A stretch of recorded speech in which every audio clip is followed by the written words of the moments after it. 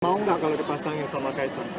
Sekarang ini kita memikirkan bagaimana agar tidak PKB sendirian, tetapi bisa. Ini bagaimana Pak, katanya setelah PKB di PDIP juga rumornya akan mengusung Bapak. Ya. Jadi kita tunggu saja semua mengalir. Seperti juga kemarin Pak Hasbi Allah ini memulai. Beliau melakukan langkah-langkah progresif untuk kemudian proses ini bergulir. Mudah-mudahan nanti segera bisa terbentuk koalisinya, jaringan partai-partai lain, sehingga kita bisa berjalan ke bulan Agustus dengan lebih baik. Atau mungkin sama Pak Kaisang, Pak, kemarin Mas Kaisang sempat bilang tertarik untuk berpasangan dengan Pak Anies juga di Jakarta, Pak. Tanggapan Bapak gimana? Ya. Benar. Ibu. Sebenarnya secara prinsip setiap warga negara memiliki hak yang sama. Hak yang sama untuk dipilih, untuk memilih. Dan proses fase ini adalah proses di mana partai-partai menetapkan siapa yang akan dicalonkan. Dan dari situ kemudian nanti akan dicari kombinasi pasangan sebagai bagian dari proses politiknya. Jadi pada fase ini saya bisa katakan secara prinsip negeri ini menganut prinsip itu. Semua punya kesetaraan kesempatan.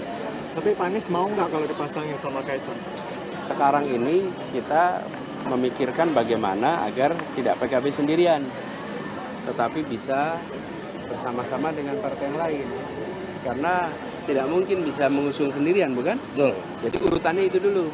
Setelah urutannya itu sudah selesai, baru kita berbicara tentang pasangan. Tapi secara pribadi PDIP udah untuk nanti siapa yang akan jadi pasangannya. Pertama, partainya dulu cukup. Kalau partainya sudah cukup, baru nanti bicara tentang pasangan. Mas, secara pribadi PDIP udah menghubungi Bapak belum, Pak, untuk tertarik mengusung bertemu, karena ini dari DPD-nya sendiri sudah mengirimkan nama ke DPP-nya gitu, Pak, nama Pak Anies. Sudah, DPW sudah menyampaikan kepada saya dan saya sampaikan terima kasih, apresiasi, dan kita lihat prosesnya ke depan. Kalau misalnya nanti disodorkan nama Pak Andika dari PDIP, Bapak bagaimana Pak? Seperti saya bilang tadi, urutannya adalah terbentuk pengusung yang cukup, baru dari situ bicara tentang kombinasi pasangan. Pak, untuk Nasdem dan PKS, Pak, mungkin ada menghubungi Pak Anies juga, Pak, pembicaraan lebih lanjut? Begini, semuanya sudah ada pembicaraan, tapi kita tunggu seluruh proses sampai selesai. Ada persyaratan khusus dari partai-partai lain nggak sih Pak saat menghubungi Bapak? Ada permintaan atau persyaratan khusus dari partai lain? Tidak ada persyaratan khusus, tidak ada catatan khusus, mengalir semuanya. Pak, terkait dengan KJP tadi kan disebutkan ada masalah juga KJP di Jakarta dan juga masalah lainnya di Jakarta ini. Ada juga masalah terkait dengan PPDB, Pak. Ini masih banyak kasus suap dan segala macam, itu bagaimana tanggapannya, Pak? Ya. Jadi begini teman-teman, kita ingin agar masyarakat di Jakarta ini merasa tenang, lapangan pekerjaan yang tersedia, pendidikan berkualitasnya untuk semua, fasilitas kesehatannya berkualitas untuk semua, kemudian transportasi umumnya berkembang, memfasilitasi semua. Fondasi awalnya sudah dikerjakan kemarin. Dan akhir-akhir ini kita menyaksikan ada pergeseran. Karena itu salah satu rencana utama adalah mengembalikan pada realnya supaya kesetaraan itu hadir kembali. Dan tadi saya sampaikan prinsipnya, menguatkan yang lemah tanpa melemahkan yang kuat. Kemudian membesarkan yang kecil tanpa mengecilkan yang besar. Dan itu yang akan kami teruskan di Jakarta. Jadi kebijakan-kebijakan tadi yang Anda tanyakan, itu termasuk kebijakan yang nanti harus dilakukan koreksi. Pak Anies, cukup ya? Ini ada tanggapan dari beberapa Pak Ketua? pihak, Pak Anies levelnya tuh udah di presiden gitu, Pak. Kok masih mau balik lagi ke tahap gubernur untuk mengurus Jakarta, Pak? Alasannya apa, Pak?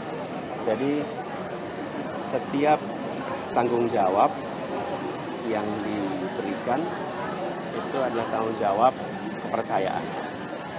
Jadi saya sampaikan bahwa proses pemilihan presiden adalah sebuah kompetisi. Ada awal dan ada akhir. Saya hadir di awal ketika penetapan calon dan saya hadir di akhir pada saat penetapan hasil. Sesudah proses itu selesai, masing-masing kembali kepada tugasnya. Pak Prabowo yang waktu itu Menteri Pertahanan menjadi Capres. Selesai Pilpres kembali menjadi Menteri Pertahanan.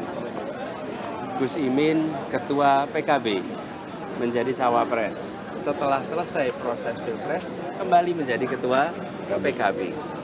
Jadi proses Pilpres itu ada awal dan ada akhir. Setelah selesai, masing-masing kembali kepada tugas masing-masing. Nah, saya bertugas di Jakarta. Ketika tugas di Jakarta, 1 periode saya sudah kerjakan. Sesudah selesai proses Pilpres, saya kembali kepada posisi semula. Sebagai apa? Sebagai gubernur yang sudah menyelesaikan 1 periode dan ada pilkada periode berikutnya. Jika saja pilkada itu di jadwal yang sama di tahun 2022, maka mungkin saya sudah berada di proses pilkada tahun 2022. Tapi karena pilkada kita Download Tribun X sekarang, menghadirkan lokal menjadi Indonesia.